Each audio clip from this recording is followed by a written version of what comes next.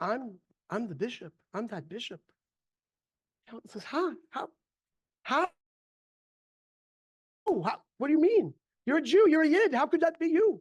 He says, I was one of 10 children. We were incredibly poor. And I finally left home and I took refuge in the church. And unfortunately, one of the most significant ways in which one rose in the ranks of the church was to be a more loud Jew hater.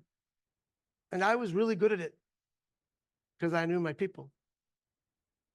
Well, I rose in the ranks and to the point where I became the bishop. So when the Baal Shem Tov called me out and he reminded me who I was, and he demanded that I make teshuvah, that I repentance for all the terrible things that I had done, I remembered who I was. I knew my story, and I was devastated. I was relieved to a certain extent, but I was devastated. And I asked him, how will I ever know if I've been forgiven? And the Baal Shem Tov thinks for a second and says, someday someone's going to come to you and tell you your story, and then you will know.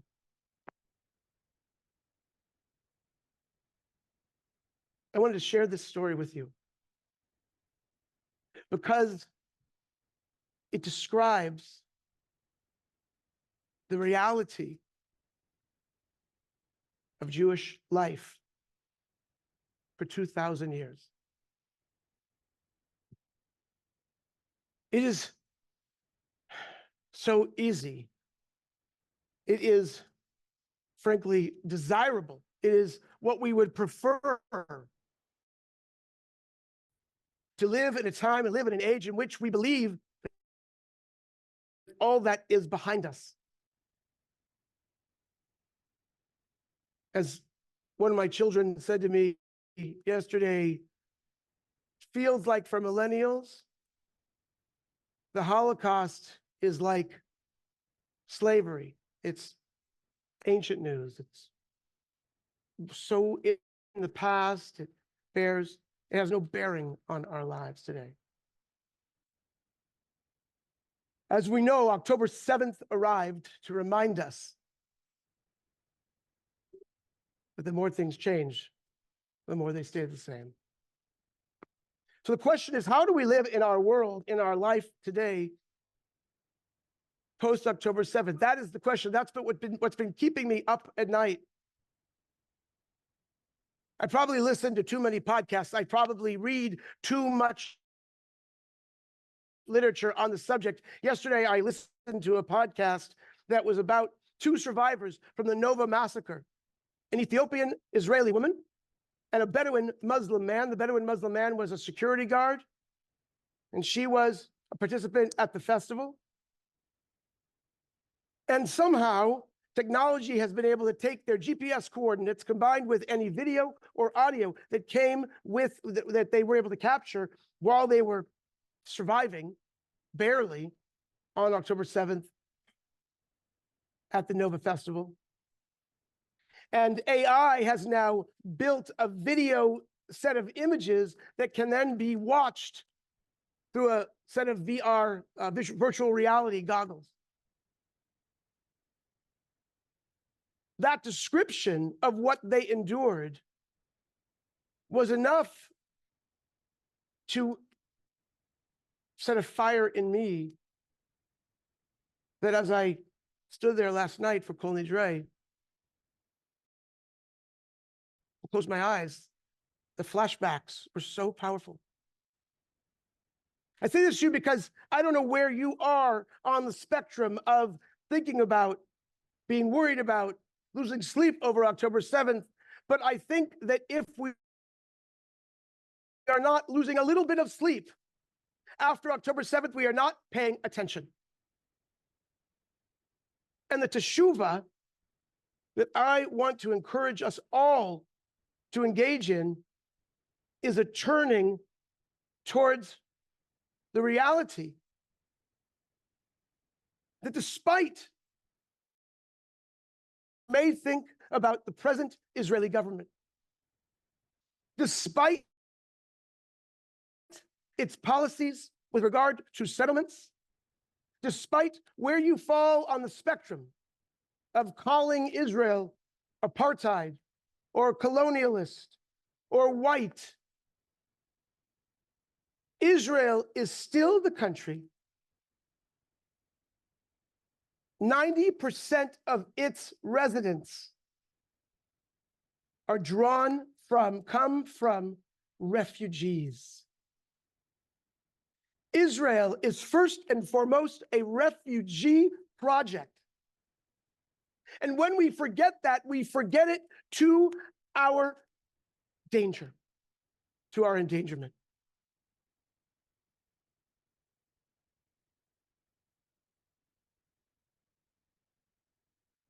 In 1945, after the Holocaust,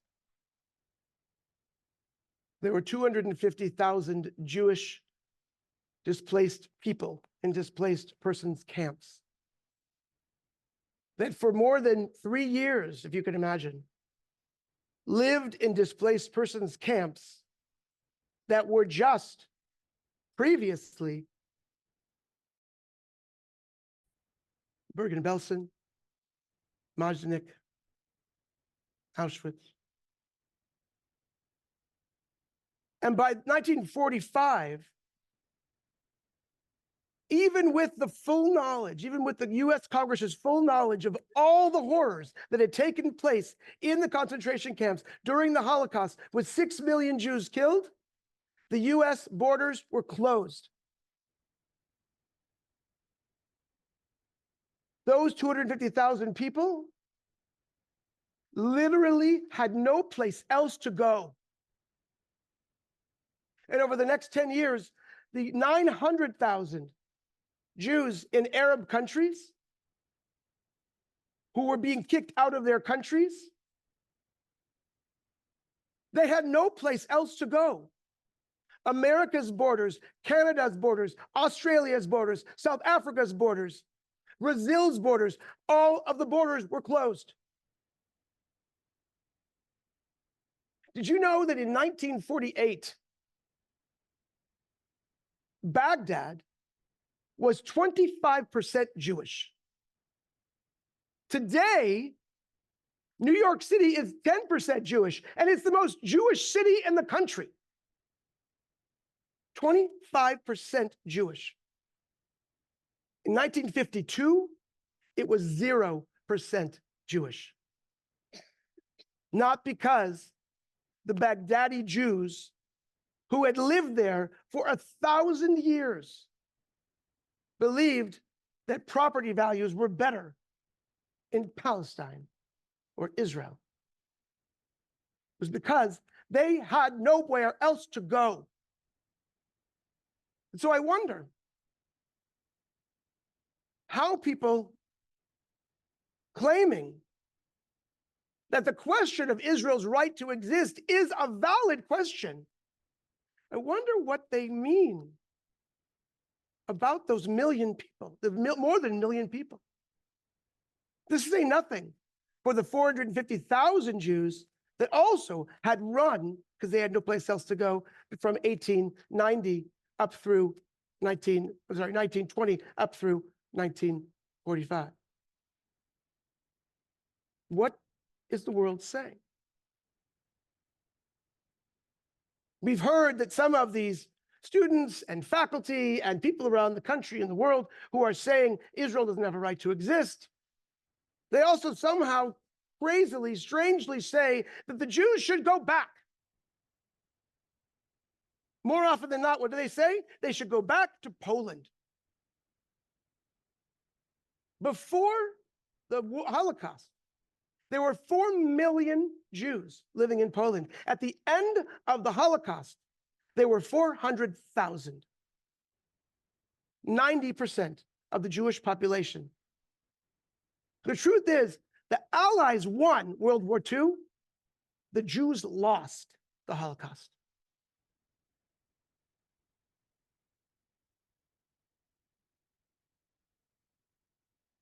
I will happily have an argumental conversation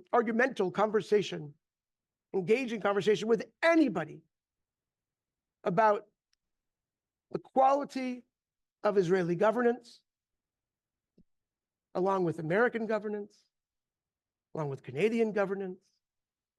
But I will not engage in any conversation that considers the possibility that one of the options is that Israel shouldn't exist.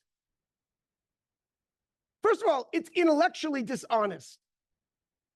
Can't happen. But it shows why anti-Zionism is necessarily anti-Semitism. Forget about philosophy. Who suffers from anti-Zionism? Jews.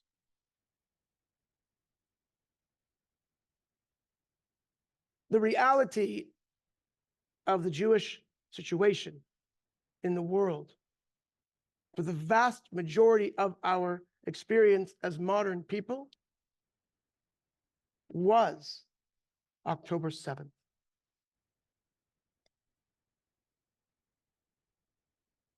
It's like a science fiction movie where the medieval hordes somehow, through a space-time slip, end up into the 21st century. Only these people weren't born in the 7th or 8th or 9th century. They were born in the 21st. Teshuvah is about how we turn, particularly how we turn towards things that are difficult, things that feel awful, things that are challenging. But I think that the teshuvah that our day and age calls for now, the teshuvah towards remembering where we came from. And that there, but for the grace of God, good people, good governments,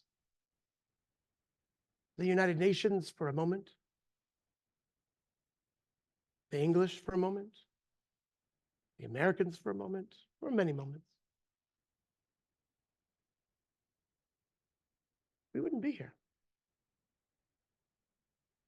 Because our safety, our health as a Jewish polity relies on a strong Israel, and a vibrant Israel, and a healthy Israel. May the year to come be filled with far more peace than strife. And may we all continue to deepen our connection with the land and people of Israel through our familial connections, friends, community engagement. But I encourage you to engage with them teshuvah, wherever you stand on the state of Israel.